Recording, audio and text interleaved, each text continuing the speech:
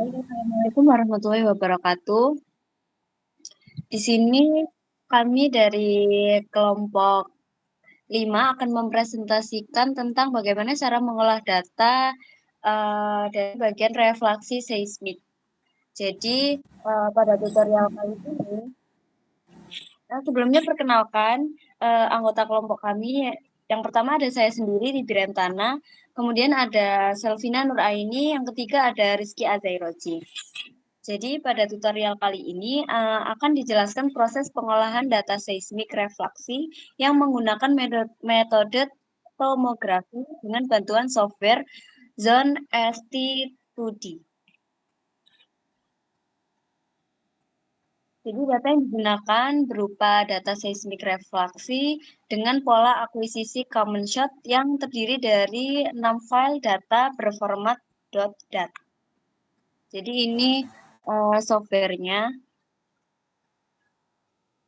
Kemudian metode common shot itu merupakan pola akuisisi di mana satu titik source atau sumber getaran ditembakkan terlebih dahulu, kemudian seluruh geopon yang tersusun di sepanjang lintasan akan merekam respon gelombang secara bersamaan.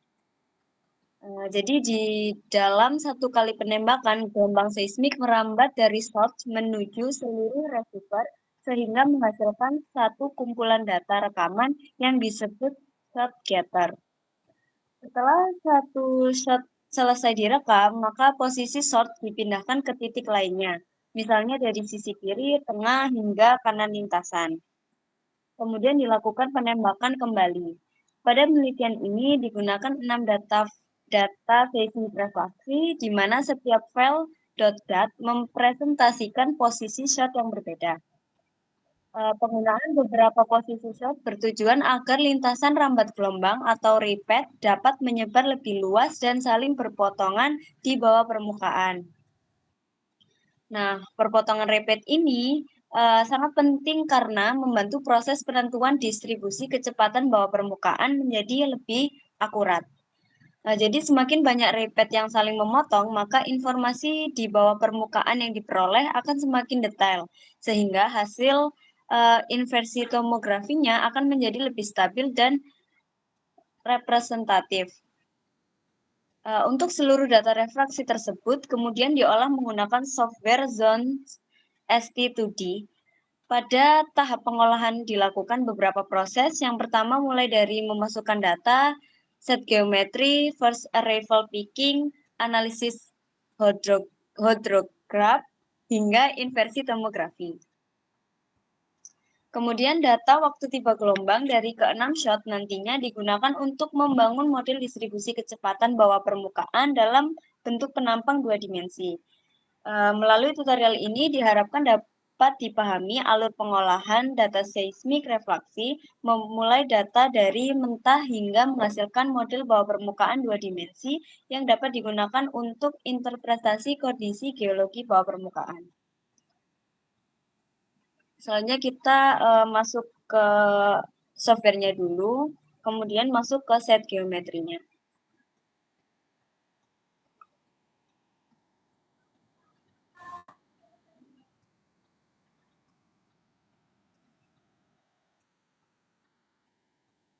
Oke, baik. Jadi di sini aplikasinya sudah terbuka.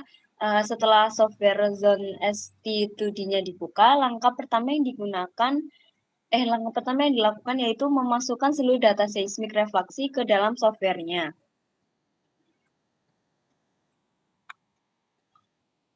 Nah, data yang digunakan ini berjumlah 6 file dan berformat .dat, di mana masing-masing file mempresentasikan satu shot atau satu posisi shot yang berbeda. Setelah semua data berhasil dimasukkan, tahap selanjutnya adalah melakukan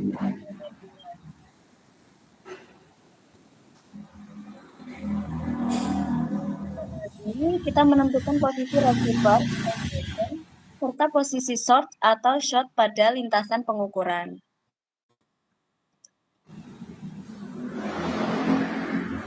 Karena software tidak hanya membutuhkan data waktu tiba gelombang, tetapi juga membutuhkan informasi jarak antara source dan receiver untuk menghitung lintasan rambat gelombangnya.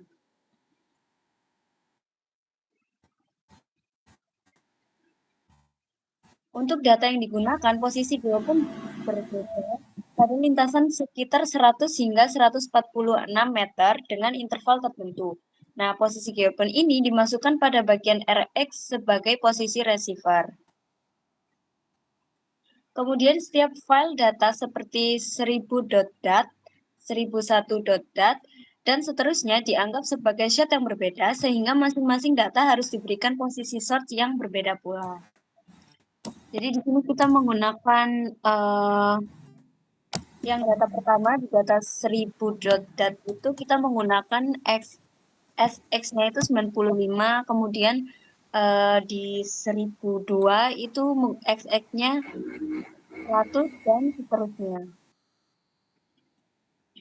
Nah, hal ini dilakukan agar software dapat mengetahui dari titik mana gelombang seismik itu berasal.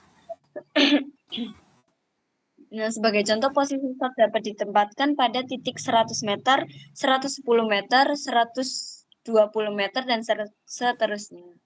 Kemudian posisi shot dibuat menyebar mulai dari sisi kiri tengah hingga kanan lintasan supaya cakupan repeat gelombang menjadi lebih merata.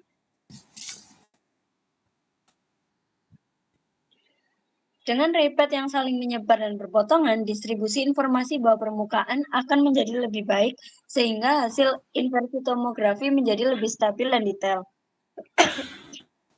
Karena itulah, tahap geometri ini menjadi salah satu tahap yang paling penting dalam pengolahan seismik refraksi.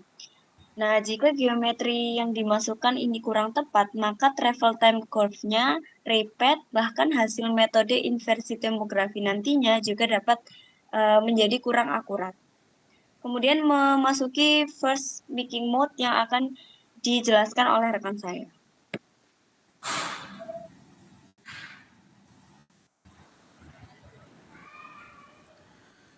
Nah, selanjutnya setelah proses set geometri selesai, langkah berikutnya yaitu melakukan first arrival picking.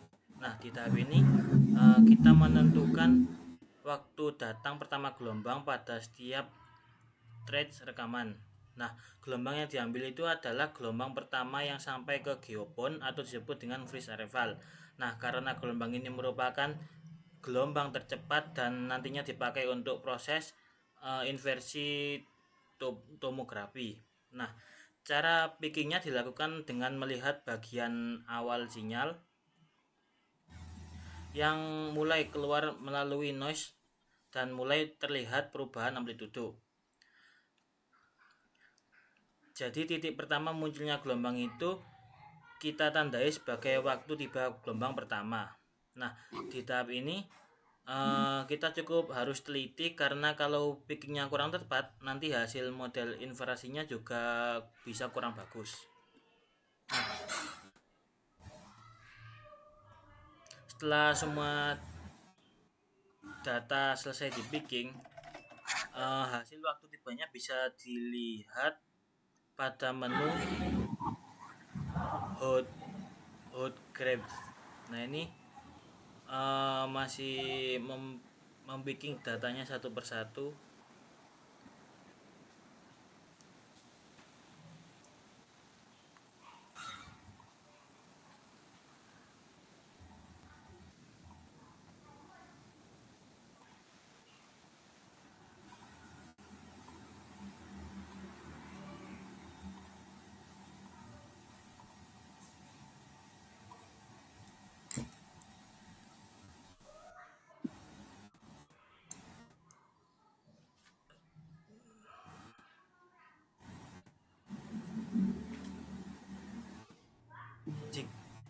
Di tahap selanjutnya setelah semua data di picking, nah hasil waktu tibanya bisa dilihat melalui hot graph.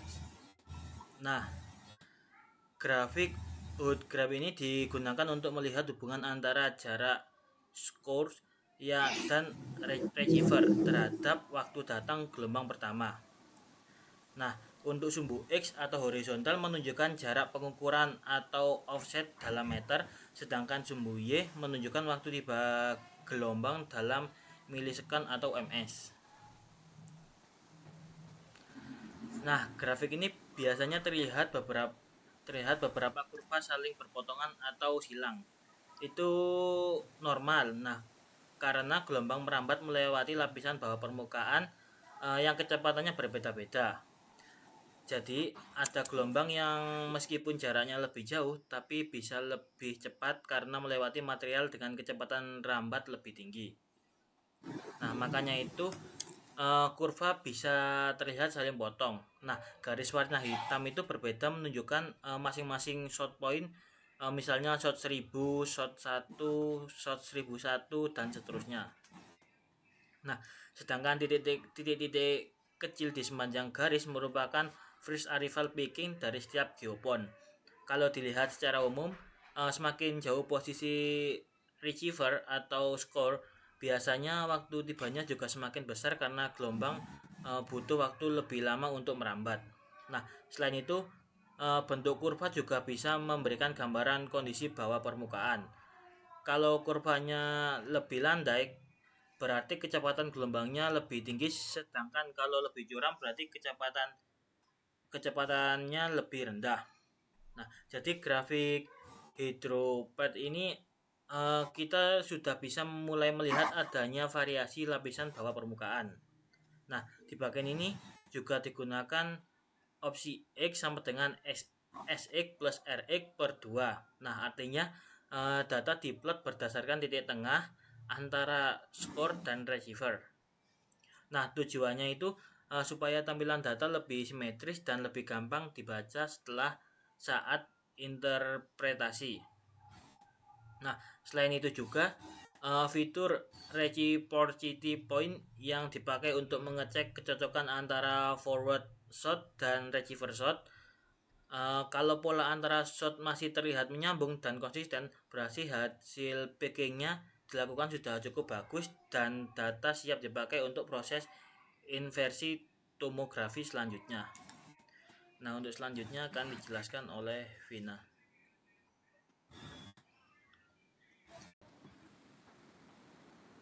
Oke, setelah semua first arrival selesai di picking, langkah berikutnya itu masuk ke proses inversi tomografi. Nah, pertama ini kita udah buka menu inversinya, lalu softwarenya itu akan menampilkan mesh contraction atau pembagian grid bawah permukaan yang nantinya dipakai untuk proses perhitungan model kecepatan. Di tahap ini bentuk tampilannya itu masih berupa blok, model, atau kotak-kotak grid. Nah, kita langsung ke default-nya aja, ini udah langsung apply aja. Nah, udah di-apply, sehabis itu, nah karena di sini yang tadi itu masih blok-blok grid, supaya displaynya itu lebih mudah dibaca, kita masuk ke model, terus langsung kita ubah ke contour section. Kenapa kita pakai contour section? Jadi contour section ini membuat distribusi kecepatannya itu terlihat lebih halus. Jadi perbedaan lapisan antar bawah tanah permukaan itu lebih gampang diamati. Setelah itu baru kita atur parameter inversinya. Masuk ke option. Kemudian di bagian inversion terus optimization kita on-kan display process. Jadi kita on-kan display proses ini supaya proses perubahan model selama inversi itu bisa kita lihat. Selanjutnya, line search-nya juga kita aktifkan supaya membantu software ini mencari solusi model yang paling optimal di setiap iterasi inversinya. Untuk faktornya itu kita defaultkan saja. Lalu untuk log data nomnya itu juga kita defaultkan, dicentang, diaktifkan supaya proses inversinya itu lebih stabil dan membantu mengurangi error data. Selanjutnya masuk ke smoothness. Smoothness ini M0 ini di bagian ini kita ubah ke M0 start model.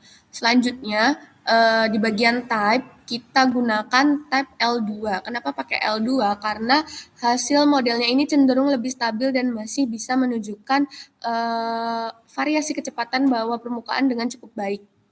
Selanjutnya di bagian ini kita centang fitur robustnya supaya model ini lebih tahan terhadap data yang menyimpang atau noise. Selanjutnya di bagian stabilizer 03 ini kita ubah menjadi 03. Kenapa harus kita ubah? Karena untuk membantu menjaga kestabilan model saat proses inversi.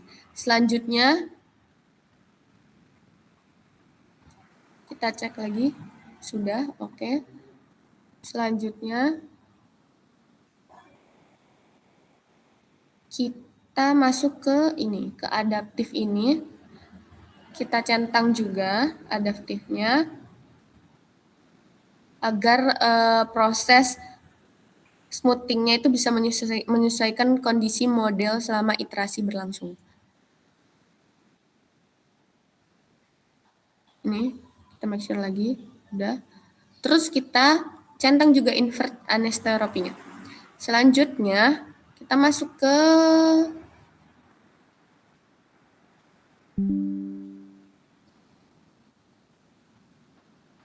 data.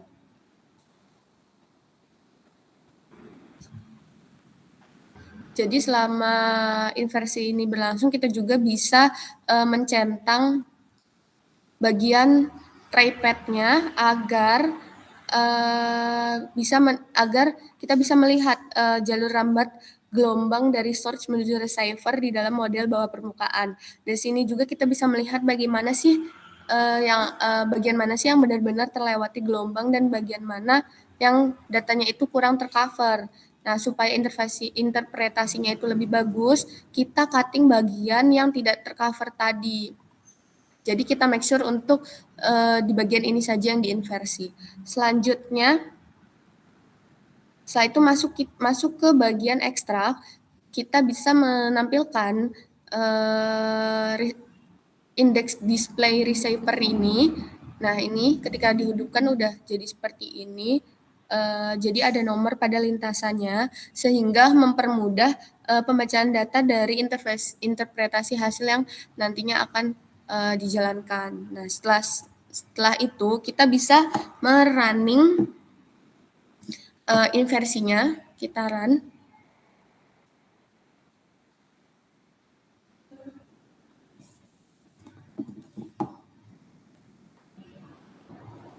Nah, setelah di running, inversinya selesai, software ini akan menghasilkan model distribusi kecepatan gelombang P atau FP yang di atas ini dan anisteropinya Fx per Fz.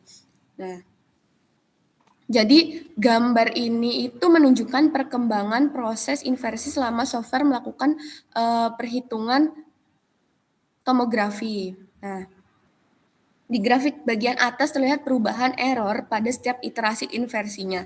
Sumbu horizontal di sini itu menunjukkan jumlah iterasi, sedangkan sumbu vertikalnya itu menunjukkan nilai error atau misfit antara data observasi dengan hasil model.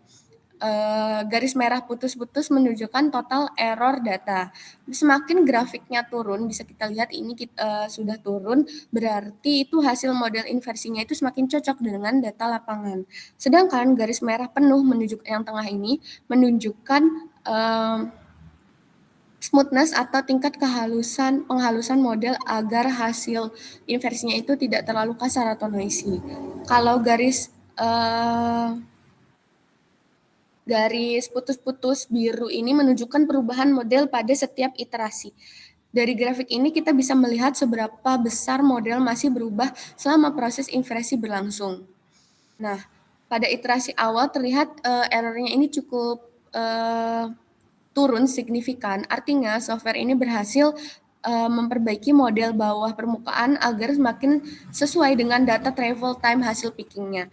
Kemudian setelah beberapa iterasi, grafiknya itu mulai cenderung datar atau stabil. Bisa kita lihat di belakang ini stabil. Hal ini menunjukkan bahwa perubahan model ini sudah semakin kecil dan proses inversinya itu mulai konvergen. Karena sudah tidak ada perubahan besar lagi, maka model pada iterasi tersebut itu dianggap cukup baik untuk digunakan pada tahap interpretasi bawah permukaan. Selanjutnya kita masuk ke bagian interpretasi bawah permukaan yang akan dijelaskan kembali oleh Ribi. Baik, masuk ke interpretasi model kecepatan seismiknya. Jadi di atas itu merupakan gambar interpretasi tomografi seismiknya yang terdiri dari 2 parameter utama. Yang atas itu ada velocity P atau velocity P wave, yaitu kecepatan gelombang primer. Kemudian yang bawah itu ada rasio anisotropi Vx per Vz. Nah, velocity P atau Vp itu berarti kecepatan gelombang primer. Yang kedua, Vx per Vz itu merupakan anisotropi, yaitu kondisi ketika suatu material memiliki sifat fisik yang berbeda tergantung arah pengukurannya. Jadi kalau Vx itu kecepatan gelombangnya itu mengarah ke horizontal, sumbu horizontal, kemudian yang Vz itu gelombangnya kecepatannya itu mengarah ke sumbu vertikal. Kemudian bisa dilihat di sumbu pada hasil tersebut. Di gambar itu sumbu horizontalnya berjarak kurang lebih 95 sampai 145 meter. Sumbu vertikalnya dengan kedalaman 0 sampai kurang lebih minus 15 meter. Kemudian untuk gambar yang pertama, interpretasi velocity P. Pada panel pertama ini menunjukkan distribusi kecepatan gelombang P dengan rentan sekitar 0,6 sampai 21 km per detik.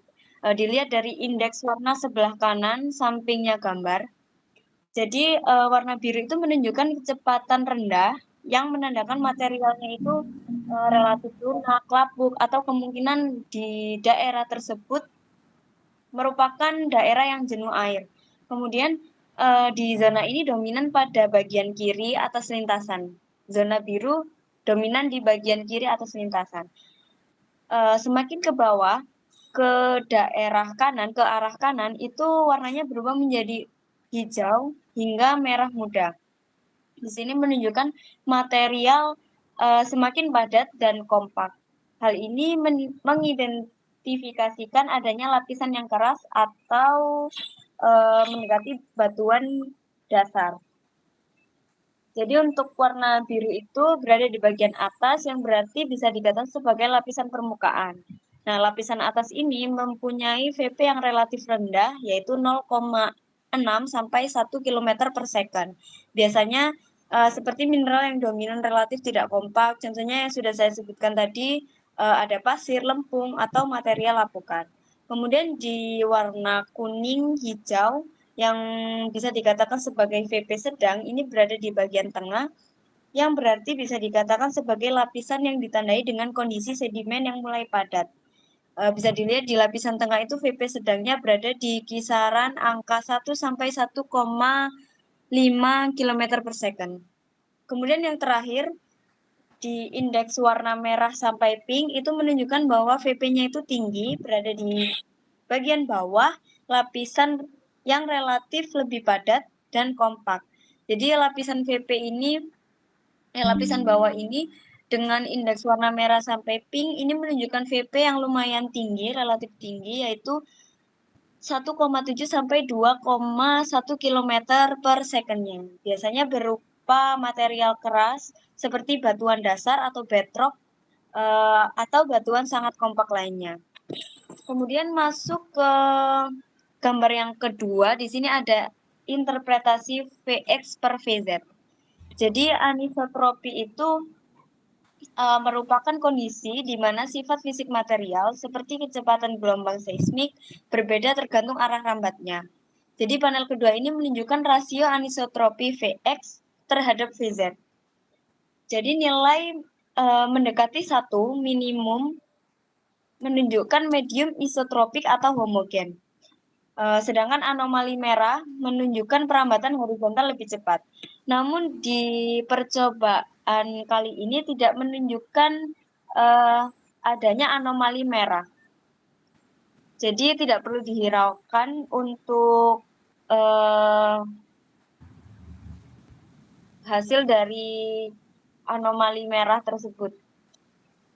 Nah, untuk di zona biru itu menunjukkan adanya rekahan vertikal atau zona pelapukan. Kemudian untuk indeks warnanya itu bisa dilihat di sebelah kanan sama dengan panel yang pertama tadi. Untuk warna merah ke pinknya mungkin belum terlihat sempurna di percobaan kali ini ya. Jadi kalau nilai mendekati 1 itu biasanya berwarna hijau, yang artinya pada bagian ini gelombang melambat hampir sama cepatnya ke semua arah, ke segala arah. Jadi fenomena ini tuh disebut medium isotropik atau sifat fisik batuan hampir sama pada semua arahnya. Kemudian untuk indeks warna yang atas, pink ke merah, itu menunjukkan nilai lebih besar dari 1, yang artinya pada bagian ini gelombang lebih cepat merambat ke arah horizontal dibanding arah vertikalnya. Biasanya di bagian ini itu disebabkan karena batuannya berlapis, adanya rekahan horizontal, dan kemungkinan sedimen berlapis. Nah, kemudian kenapa sedimen berlapis itu lebih mudah merambat ke arah horizontal? Jadi karena pada bagian ini terdapat material yang memiliki bidang berlapis, sehingga gelombang akan lebih cepat mengikuti lapisan tersebut. Kemudian di indeks warna yang paling bawah, yaitu warna biru, yang berarti nilainya kurang dari 1, artinya pada bagian ini gelombang vertikal lebih dominan. Jadi biasanya karena adanya rekahan vertikal, zona patahan, atau merupakan jalur fluida atau air. Nah, hal ini menunjukkan bahwa di bagian ini atau di bagian yang berwarna biru ini merupakan zona yang tidak stabil karena dapat mempengaruhi kecepatan gelombang arah horizontal. Hal ini juga disebabkan karena adanya material yang tidak seragam atau bisa jadi di zona tersebut merupakan zona rekahan. Jadi untuk kesimpulan pada interpretasi hasil yang sudah saya sampaikan tadi, yang pertama dari hasil penambang seismik, lapisan bawah permukaan terbagi menjadi 3. Yang pertama adalah lapisan lunak di permukaan, lapisan transisi, dan yang terakhir adalah lapisan keras di bagian bawah.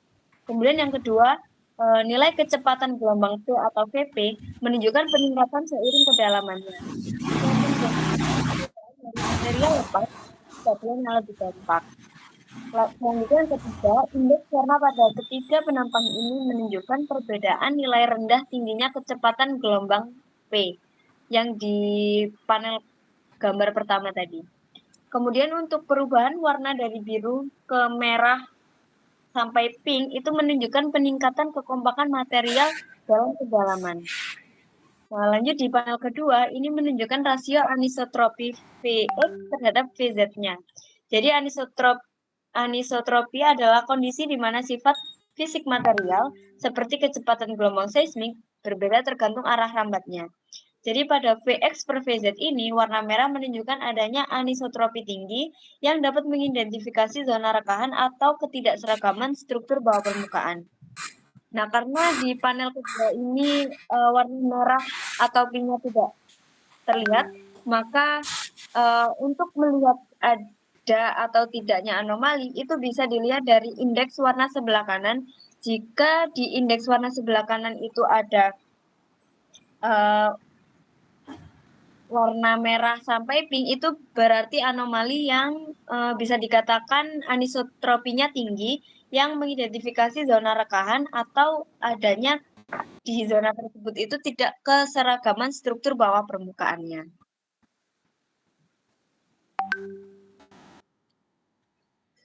Baik, sudah selesai. Baik, jadi kita lihat cara pengolahan data untuk refleksi seismik dengan bantuan software SON ST2D. Sekian dari kelompok kami. Kurang lebihnya mohon maaf dan wassalamualaikum warahmatullahi wabarakatuh. Waalaikumsalam.